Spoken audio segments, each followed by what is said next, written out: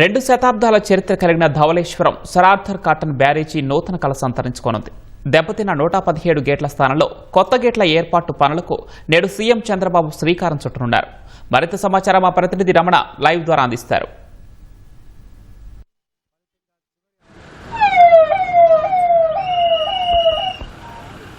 ఉమ్మడి ఉభయ గోదావరి జిల్లాల జీవనాడి వరప్రదానిగా పేరొందినటువంటి ధవళేశ్వరం బ్యారేజీకి మహర్దశ కల్పించడమే లక్ష్యంగా కూటమి ప్రభుత్వం ప్రత్యేకంగా చర్యలు తీసుకుంటూ ఉంది. దెబ్బతిన్నటువంటి 117 గేట్ల స్థానంలో కొత్త గేట్లు ఏర్పాటు ప్రక్రియకు శ్రీకారం చుట్టింది.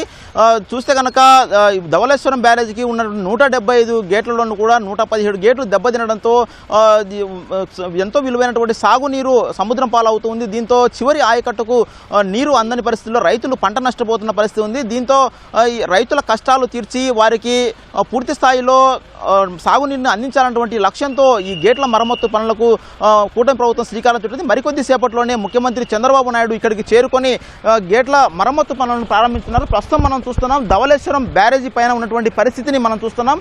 బ్యారేజీ మీద ఎంతో ఆకర్షణీయంగా బ్యారేజీని తీర్చిదిద్దారు. మొత్తంగా లీడర్స్ అలాగే అధికారులు అందరూ కూడా ఇక్కడికి చేరుకుంటూ ఉన్నారు. మరికొద్ది సేపట్లోనే సీఎం చంద్రబాబు నాయుడు ఇక్కడికి చేరుకున్నారు. అమరావతి నుంచి హెలికాప్టర్ ద్వారా వేమగిరి హెలిప్యాడ్లో దిగుతారు. అక్కడ నుంచి రోడ్డు మార్గం ద్వారా ఈ బ్యారేజీ మీద నుంచే ఇటు ముందుకు వస్తారు.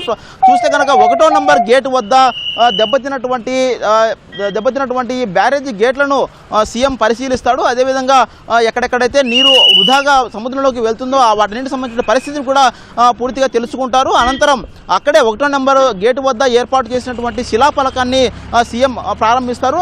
అనంతరం ప్రస్తుతం చూడవచ్చు రైతులతో ముఖాముఖిని కూడా ఏర్పాటు చేశారు.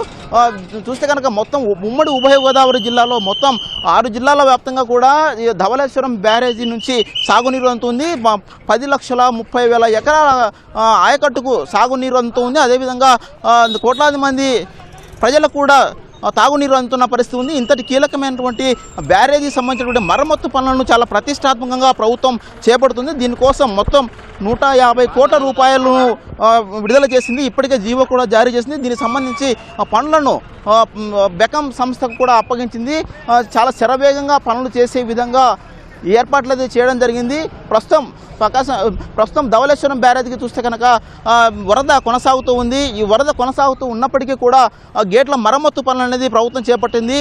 ఎలాంటి ఇబ్బందులు లేకుండా సముద్రంలోకి నీరు వెళ్తున్నప్పటికీ కూడా గేట్ల మరమ్మత్తు పనులను చేసేందుకు గాను ఈ బెకం సంస్థకు ఏర్పాటు అయితే చేసి ఉంది. ఇవాళ గేటు ఏర్పాటు పనులను సీఎం చంద్రబాబు నాయుడు లాంఛనంగా ప్రారంభించనున్నారు. తదనంతరం మిగిలిన మొత్తం 117 గేట్లకు సంబంధించినటువంటి మరమ్మత్తు పనులు చాలా వేగంగా అంటే 2 ఏళ్లలో టార్గెట్ పెట్టుకున్నారు. ఆ లోపే ఖచ్చితంగా ఏర్పాటు చేయాలని చెప్పేసి లక్ష్యాన్ని నిర్దేశించారు. 1 సంవత్సరం లోపే దీన్ని పూర్తి చేసే విధంగా చేస్తామని చెప్పేసి మంత్రి నిమ్మల కూడా ఇప్పటికే స్పష్టం చేస్తారు. ప్రస్తుతం మనం చూడవచ్చు ఈ గేట్ల పనులు ప్రారంభించిన అనంతరం ఇక్కడే రైతులతో సీఎం చంద్రబాబు నాయుడు ముఖాముఖి నిర్వహిస్తారు. ప్రస్తుతం దీనికి సంబంధించినటువంటి ఏర్పాట్లు చేయడం జరిగింది. పలు ప్రాంతాల నుంచి రైతులందరూ కూడా ఈ ఉమ్మడి ఉభయ గోదావరి జిల్లాల వ్యాప్తంగా ఉన్నటువంటి రైతులందరూ కూడా ఇక్కడికి తరలి వచ్చారు పెద్ద ఎత్తున.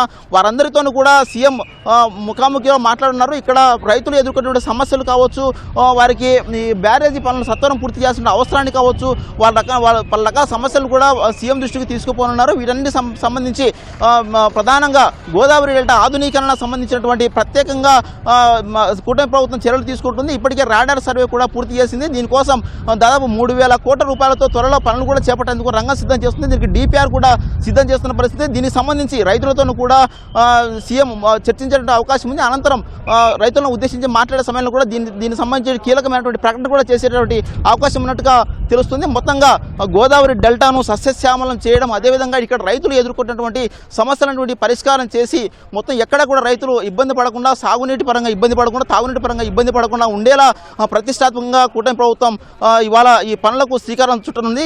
కేవలం 2 ఏళ్ల వ్యవధిలోని ఈ పనులను కూడా పూర్తి చేసే విధంగా ప్రత్యేకంగా కార్యాచరణ రూపొందించి దీన్ని అమలు చేస్తుంది. ధవళేశ్వరం బ్యారేజ్ నుంచి cameraman Venkataramana, ETV news, Rajamahendravaram.